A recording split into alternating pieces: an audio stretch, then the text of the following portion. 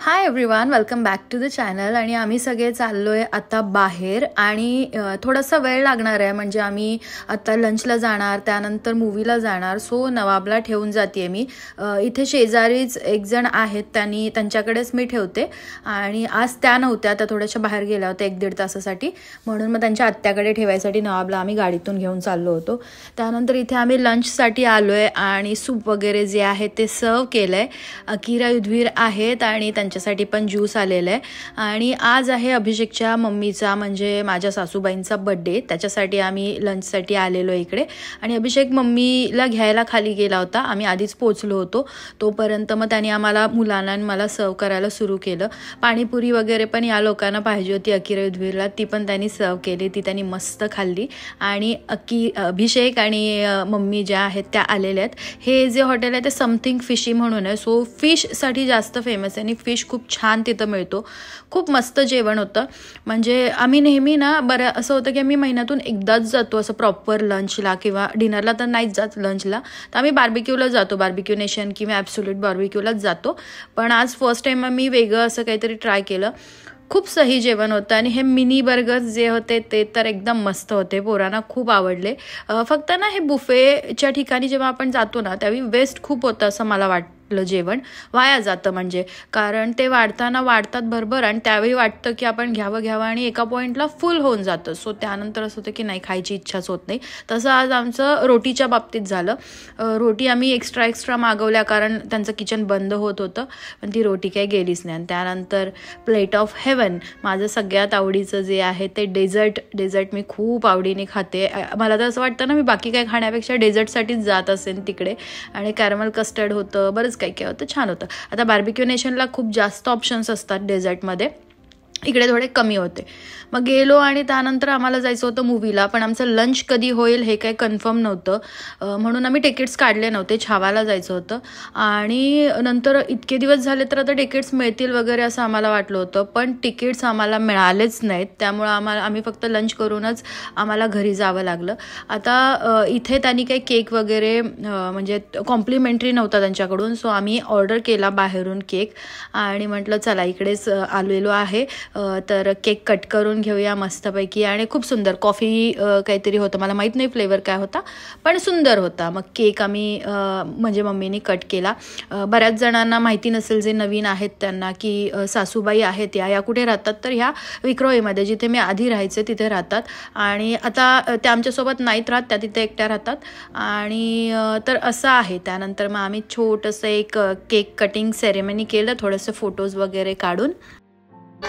हां, happy birthday to you, happy birthday to you,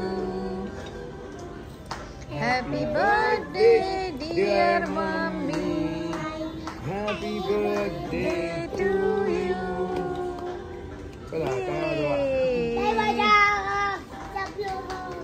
सब लोगो आणि ना युद्धवीरच्या स्कूलमध्ये ना, युद्धवीर आणि अकिरा दोघांच्या पण स्कूलमध्ये ना हिंदी आणि इंग्लिशच फक्त बोलायचं आहे, मराठी बोलायचं नाही आहे. त्यामुळे या दोघांचं पण ना मराठी हिंदी इंग्लिश असं तिन्ही मिक्स झालं आहे. म्हणजे आत्ता पण तो बोलला की टाळी वाजवा सब लोगो असं काहीतरी, तर तो थोडासा इश्यू जो आहे तो झालेला आहे दोघांचा पण. 3 लँग्वेज एकत्र बोलतात. आणि तिथे बाहेर ना हॉटेलच्या तिथे लॉबीमध्ये एवढी सुंदर समाई होती, मला इतकी आवडली ती. याच्यासाठी मी शूट केली की मला कधीतरी मी घेईन, खूप कॉस्टली असेल ही, पण अशा टाईपची एखादी किंवा 2 समया मी घेईन कधीतरी. मला खूप प्रचंड मनापासून आवडलेली गोष्ट आहे ही, तर म्हणून मग मी शूट केलं आणि म्हटलं चला तुमच्यासोबत पण शेअर करूया.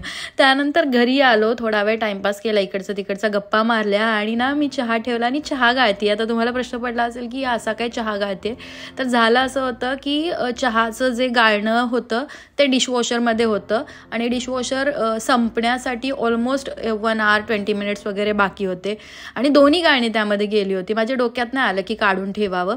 आता ते बंद केलं तर ते पहिल्यापासून सगळा प्रोग्राम स्टार्ट होणार, म्हणून म्हटलं चला हे जे मोठं असतं ना ते आपण मोठ्या गोष्टी त्यामधून गाळतो, तर त्यांनी चहा गाळला आणि मग आम्ही चहा पिला.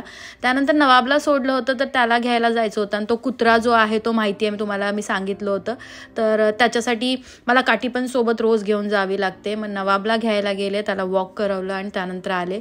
आणि हे चॉकलेट गिनाश मी बनवलं होतं, ते स्टोअर करून ठेवलं होतं. हे राहतं चांगलं 15 दिवस राहतं, जेव्हा मी चॉकलेट पुडिंग बनवलं होतं त्याचं. तर हे अकिरा युद्धवीरनी पॉपिट्स आणलेत त्यांच्यासाठी खेळायला. तर ते स्वच्छ धुवून अकिराने त्यामध्ये पाणी घालून ठेवलं होतं फ्रीजमध्ये आणि त्याचे आईस क्यूब्स बनवले होते. क्यूब्सने असे बॉल्स बनवले होते. तर मग तिला आयडिया आली की आपण यामध्ये मम्मा चॉकलेट सिरप वगैरे घालूया का आणि मग त्याचे चॉकलेट्स बनवूया का.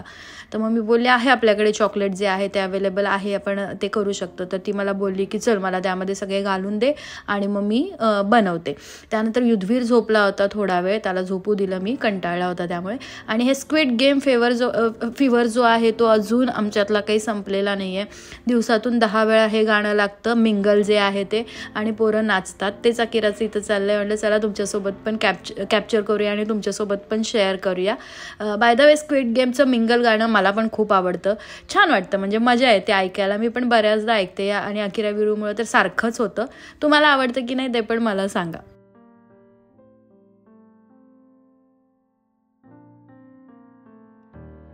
त्यानंतर आम्ही लेटच जेवलो होतो, 4 वाजता वगैरे आमचं जेवण झालं होतं. पण आणि असं जेव्हा लेट जेवण होतं त्यावेळेला अभिषेकन मी अगदी म्हणजे डिनर जो आहे तो स्किप करतो. मी फार तर एखादं फ्रूट वगैरे खाते, पण अभिषेक स्किपच करतो जर लेट झालं लंच तर. पण अभिषेकची मम्मी होती आणि त्यांना 2 टाईम व्यवस्थित सगळं जेवण जेवायची सवय आहे, त्यामुळे मग मला स्वयंपाक पण सगळा करावा लागला. तर इकडे मी चपात्या करून घेतल्या, सोबतच मस्त मेथीची भाजी केली.